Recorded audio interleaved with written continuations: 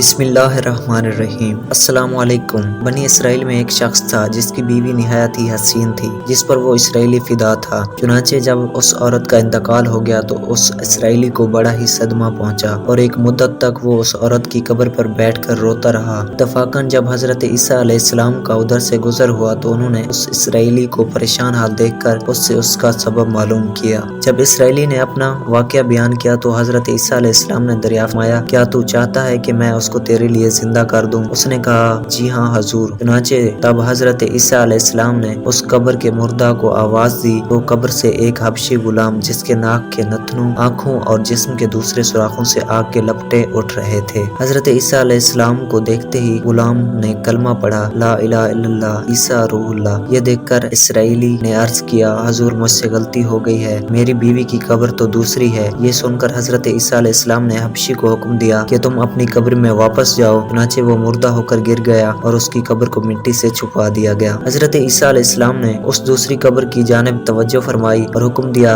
اے صاحب قبر، اللہ کے حکم سے زندہ ہو جاؤ۔ چنانچہ قبر پھٹی اور اس سے ایک عورت سر سے گرد جھاڑتی ہوئی باہر آ گئی۔ یہ دیکھ کر اسرائیلی بولا، یا روح اللہ، یہ میری بیوی ہے۔ اور حضرت عیسیٰ علیہ السلام کے حکم سے وہ اسرائیلی اپنی بیوی کو ہمراہ لے کر واپس جانے لگا، مگر عرصے سے وہ جاگا ہوا تھا، اس لیے اس پر نیند کا غلبہ ہو گیا۔ وہ اپنی بیوی سے کہنے لگا، تیری قبر پر گریہ ازاری اور بیداری نے مجھے ہلاک کر دیا ہے، اس لیے میں چاہتا ہوں کہ میں کچھ دیر آرام کر لوں۔ وہ بیوی کہنے لگی، ہاں آپ آرام کر لیجئے۔ چنانچہ بیوی کے زانوں پر سر رکھ کر سو گیا۔ چنانچہ وہیں سے ایک گھوڑے پر سوار ایک شہزادے کا ادھر سے گزر ہوا جو اپنے زمانے کا یکتا حسین تھا، جس کو دیکھ کر وہ عورت از خود اس پر فدا ہو گئی اور اس کا دل قابو میں نہ رہا۔ اس نے شوہر کا سر زانوں سے نیچے رکھا اور عشق سے مجبور ہو کر شہزادے کے سامنے جا کھڑی ہو گئی۔ ادھر جیسے ہی شہزادے کی نظر اس پر پڑی، وہ بھی اس کو دیکھ کر اس پر فدا ہو گیا اور عورت کی خواہش پر اس کو اپنے گھوڑے پر بٹھا کر لے گیا۔ چنانچہ اس کے شوہر نے بیدار ہو کر جب اپنی بیوی کو نہ پایا تو نہایت ہی پریشان ہوا اور اس کے ملنے کی تدبیر سوچنے لگا۔ سوچتے سوچتے آخر اس کے نشان قدم پر چل کر اس نے اپنی بیوی کو تلاش کر لیا جو شہزادے کے پاس پہنچ چکی تھی۔ اس کو دیکھ کر اسرائیلی نے شہزادے سے عرض کیا کہ یہ میری بیوی ہے، آپ اسے چھوڑ دیجئے۔ اب شہزادہ کچھ کہنے ہی نہیں پایا تھا کہ اس عورت نے کہا، میں تیری بیوی نہیں ہوں بلکہ شہزادے کی لونڈی ہوں۔ یہ سن کر شہزادہ اسرائیلی سے کہنے لگا، تم مجھ سے میری لونڈی کو لینا چاہتے ہو؟ یہ سن کر وہ اسرائیلی بولنے لگا، یہ میری بیوی ہے جس کو میرے سردار حضرت عیسیٰ علیہ السلام نے مرنے کے بعد اللہ کے حکم سے میرے لیے زندہ کیا ہے۔ ابھی یہ گفتگو ہو رہی تھی کہ اتفاقاً حضرت عیسیٰ علیہ السلام بھی یہاں تشریف لے آئے، جس کو دیکھ کر اسرائیلی کہنے لگا، یا روح اللہ، کیا یہ وہ میری بیوی نہیں ہے جس کو آپ نے میرے لیے زندہ کیا ہے؟ حضرت عیسیٰ علیہ السلام نے فرمایا، ہاں یہ وہی ہے۔ یہ سن کر عورت کہنے لگی، یا روح اللہ، یہ شخص جھوٹا ہے، میں تو اس